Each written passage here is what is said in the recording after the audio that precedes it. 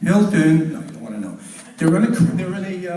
They took a bus. They went on a picnic a couple of months ago. Unfortunately, there was some hills in northern Florida. The bus rolled over, and people were thrown everywhere. Thank God, nobody was killed. There were some broken bones. There was some, unconscious people. The EMS came. Everything came. And in the middle of all this nutsiness going on was this little chimp jumping around. Oh my God! They brought a guy from the zoo, the head guy. Thank God, he spoke fluent Chimpanese.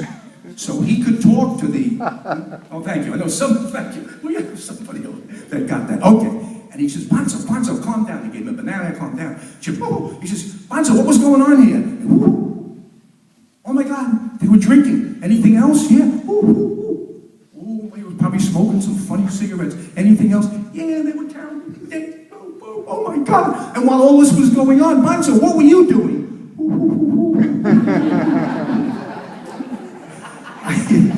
Yeah, thank you very much. Okay, moving right along. I had two cousins that were brothers, worked in the garment center. Anybody remember the garment center? Yeah, it was there. They worked in the factory and they got laid off, unfortunately. They both go down to get unemployment and they went on different days. The first guy goes, they said, what did you do, sir? He says, I worked in the factory. I sold, okay. And they look it up, $350 a week. Sign here, get your check another week. It's a little disappointed. That's all I'm going to get. Yeah, I'm sorry, sir. That's what your job title says.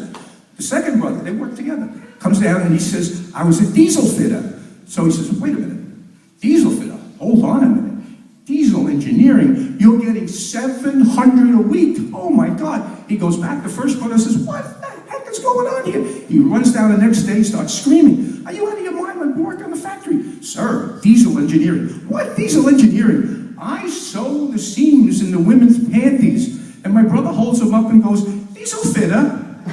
And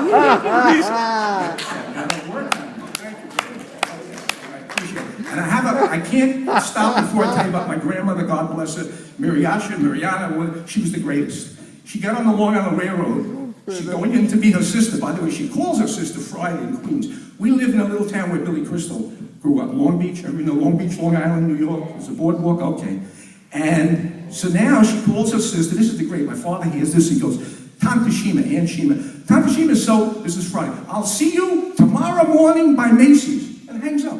No time, no place. They'll wait a few hours. They'll find each other. So Saturday morning, she's on the train. Now, tickets are non-transferable, technically. During the week, you can't. You have no time, the conductors. She borrowed the tickets. She says, so wonderful. I joined the Knights of Phineas. Those wonderful Phineas sisters. They gave me a ticket. Her luck, on the ticket in beautiful penmanship, Mary Ann Kelly. My grandmother did not look like a Mary Ann Kelly. She's sitting there, little old Jewish lady. Conductor comes over, lady, this your ticket? He gets time to really bust him. My grandmother goes, how dare you impugn that I, Mary Ann Kelly, would use someone else's ticket? All right, lady, out comes the big pen. Let's see your signature. She says, pulls herself up, a full 4 feet 11. I don't care if you call on this train the chief of police. You know what? How about J. Edgar Hoover? Bring him on. Let's not stop. The president from the United States could come on this train now and ask me. I still will not write on Shabbos. That story, believe it or not, was told at a gym in New York.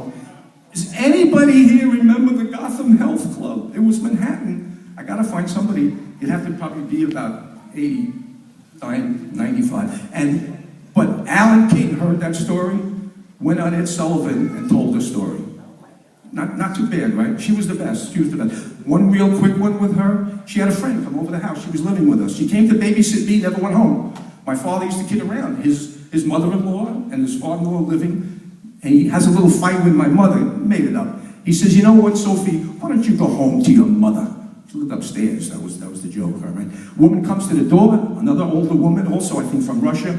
My grandmother goes crazy. Oh my God, they're kissing, they're hugging, they go in the kitchen for 2.5 hours. My father hears them crying, talking about old relatives that are no longer here, kissing, hugging. My grandmother sees her to the door. Don't be a stranger. Anytime you want to come back, come back. The door closes and my grandmother goes like this. She says, I know that woman from somewhere. She's so familiar to me. She didn't know the woman. Thanks, guys. Appreciate it.